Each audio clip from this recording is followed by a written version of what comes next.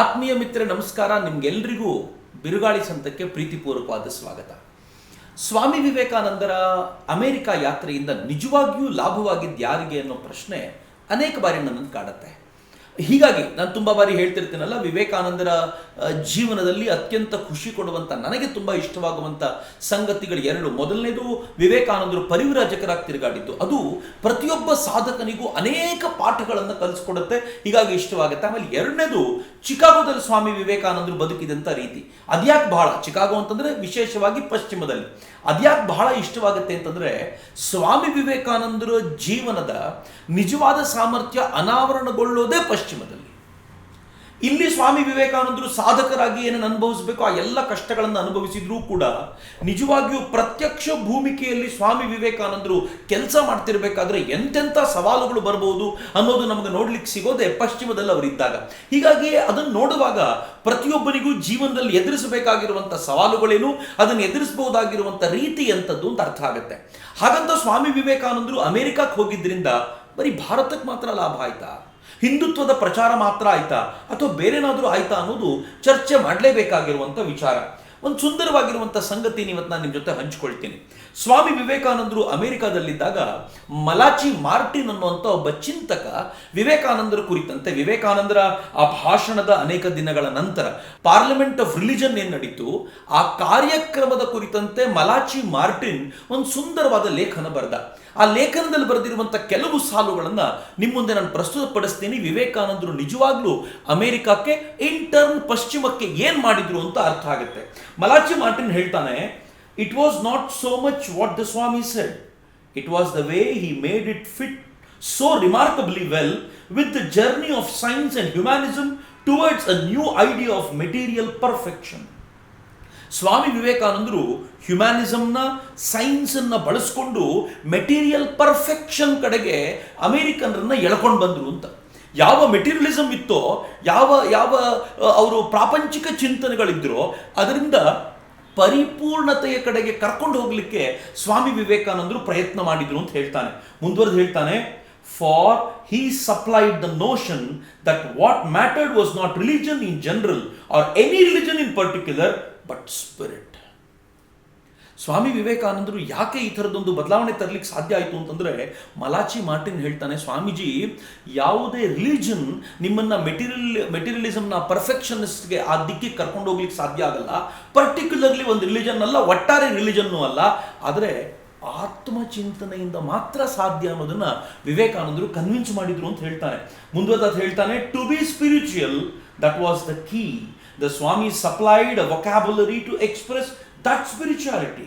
Its appeal was that it harped on the dignity of man, the privileged power of his reason, and it placed the total trust only on human nature, so that if each person were free of all tinkering and tampering by organized religion, he could achieve his own happiness. Organised ರಿಲಿಜನ್ನಿಂದ, ಯಾವುದು ಸಂಘಟನೆ ಮಾಡಿದಂಥ ಈ ರಿಲಿಜನ್ಗಳಿಂದ, ಮತಗಳಿಂದ ಅವನು ಹೊರಗೆ ಬಂದು ನಿಂತ್ಕೊಂಡ್ರೆ, ಅವನು ಹೊರಗೆ ಬಂದು ನಿಂತ್ಕೊಂಡು ತನ್ನನ್ನು ತಾನು ಅನಾವರಣ ಮಾಡಿಕೊಳ್ಳುವಂಥ ಪ್ರಯತ್ನ ಮಾಡಿದರೆ ಅವನು ಸ್ಪಿರಿಚುಯಾಲಿಟಿಯಲ್ಲಿ ಹೆಜ್ಜೆ ಇಡ್ಬೋದು ಅನ್ನೋದನ್ನು ಸ್ವಾಮಿ ವಿವೇಕಾನಂದರು ಅಮೆರಿಕನ್ರಿಗೆ ತೋರಿಸಿಕೊಟ್ರು ಅಂತ. ಒಂದೇ ಮಾತಲ್ಲಿ ಹೇಳೋದಾದರೆ ಮಿತ್ರರೇ, ಸ್ವಾಮಿ ವಿವೇಕಾನಂದರು ಅಮೆರಿಕನ್ನರ, ಕ್ರಿಶ್ಚಿಯನ್ನರ ಆಲೋಚನಾ ವಿಧಾನವನ್ನು ಬದಲಾಯಿಸಿದರು.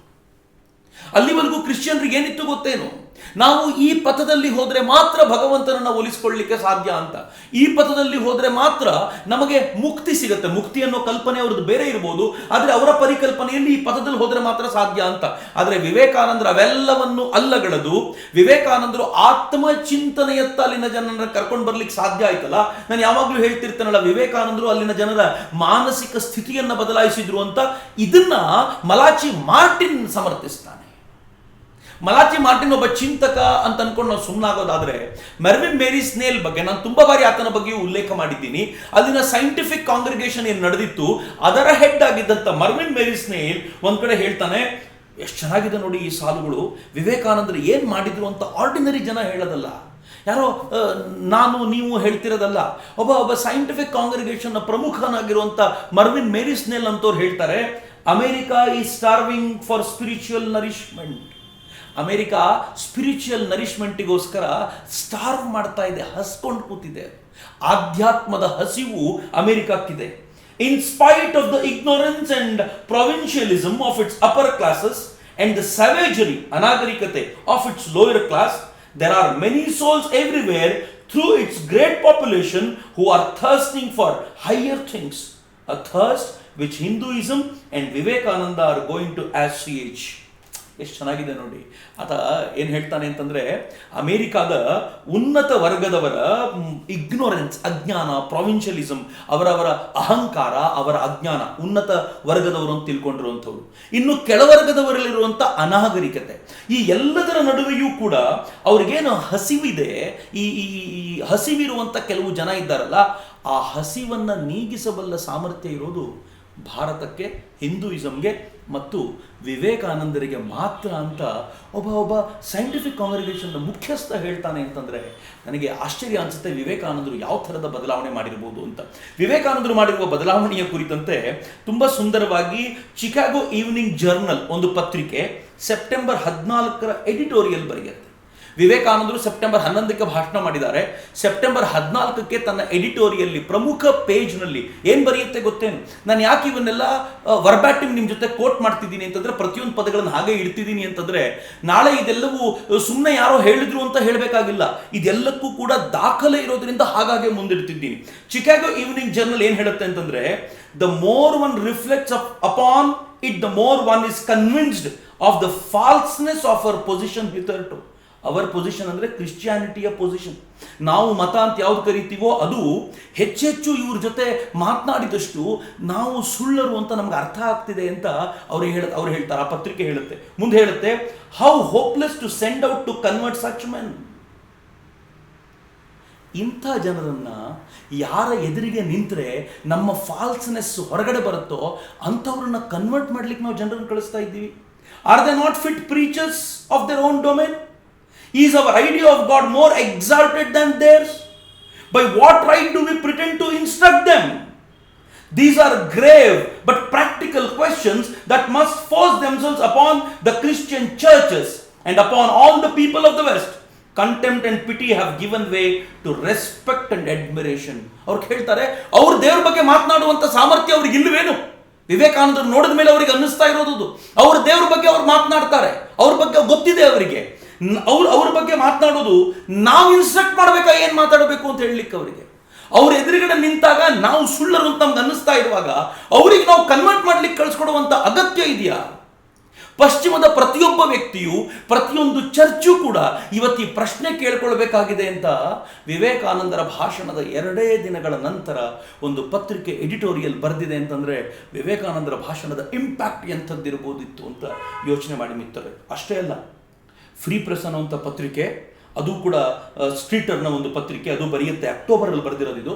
ಅಂದರೆ ಈ ಭಾಷಣ ಮುಗಿದ ಹೆಚ್ಚು ಕಡಿಮೆ ಒಂದು 15-20 ದಿನಗಳ ನಂತರ ಅದು ಹೇಳುತ್ತೆ, one of the surprises of the parliament was the prominent place at once assumed by the orientals. As scholars, philosophers and orators, they occupied positions of the highest eminence and absorbed the greatest interest, so that the managers were constrained to put them last on the program in order to hold the audience. ಅದು ಎಷ್ಟು ಚೆನ್ನಾಗಿ ಹೇಳುತ್ತೆ ಅಂತಂದರೆ, scholar ಅಂದರೆ ಅವರ ವಿದ್ವತ್ತು, ಅವರ ಪಾಂಡಿತ್ಯ ಮತ್ತು ವಾಗ್ಮಿತೆ ಇವೆಲ್ಲವುಗಳಲ್ಲೂ ಪೂರ್ವದಿಂದ ಬಂದಿರುವಂಥವರು ಎಷ್ಟು ಅದ್ಭುತವಾಗಿರುವಂಥ ಸಾಧನೆಯನ್ನು ಮೆರೆದರು ಅಂತಂದರೆ, ಚಿಕಾಗೋದ ಎಲ್ಲ ಕಾರ್ಯಕ್ರಮಗಳ ಮ್ಯಾನೇಜರ್ಗಳು ಈ ಪೂರ್ವದಿಂದ ಬಂದಿರೋರನ್ನು ಕೊನೆಯಲ್ಲಿ ಮಾತನಾಡೋದಕ್ಕೆ ಅನಿವಾರ್ಯತೆಯಿಂದ ಒಪ್ಪಿಸಬೇಕಾಯಿತು. ಯಾಕೆ ಅಂತಂದರೆ ಅವ್ರು ಮಾತನಾಡ್ತಾರೆ ಅನ್ನೋ ಕಾರಣಕ್ಕೋಸ್ಕರ ಜನ ಕೂತಿರ್ತಿದ್ರು ಅಂತ ಒಂದು ಪತ್ರಿಕೆ ಬರೆಯುತ್ತೆ. ವಿವೇಕಾನಂದರು ಮಾಡಿದ ಇಂಪ್ಯಾಕ್ಟ್ ಹಿಂಗಿತ್ತು. ಇಷ್ಟೇ ಅಲ್ಲ ಮಿತ್ರರೇ, ವಿವೇಕಾನಂದರ ಬಗ್ಗೆ ಬರೀತಾ ಜನರಲ್ ಸೆಕ್ರೆಟರಿ, ಈ ಪಾರ್ಲಿಮೆಂಟ್ನ ಒಟ್ಟಾರೆ ಕಾರ್ಯಕ್ರಮದ ಜನರಲ್ ಸೆಕ್ರೆಟರಿ ಆಗಿದ್ದಂಥ ರೆವರೆಂಡ್ ಜಂಕಿನ್ ಲಾಯ್ಡ್ ಜೋನ್ಸ್ ಅವ್ರು ಮಾತನಾಡ್ತಾ ಏನು ಹೇಳ್ತಾರೆ ಗೊತ್ತೇನು? ಬಹಳ ಚೆನ್ನಾಗಿದೆ ಈ ಮಾತು. ಒಬ್ಬ ಪಾದ್ರಿ ಹೇಳುವಂಥ ಮಾತು, ಮತ್ತು ಆತ ರಿಲಿಜನ್ ಆಫ್ ಪಾರ್ಲಿಮೆಂಟ್ನ ಈ ಒಟ್ಟಾರೆ ಪಾರ್ಲಿಮೆಂಟ್ ಆಫ್ ರಿಲಿಜನ್ನ ಜನರಲ್ ಸೆಕ್ರೆಟರಿ ಆಗಿದ್ದವ್ರು ಹೇಳ್ತಾರೆ, Christianity was throne on the defensive on the floors of the parliament.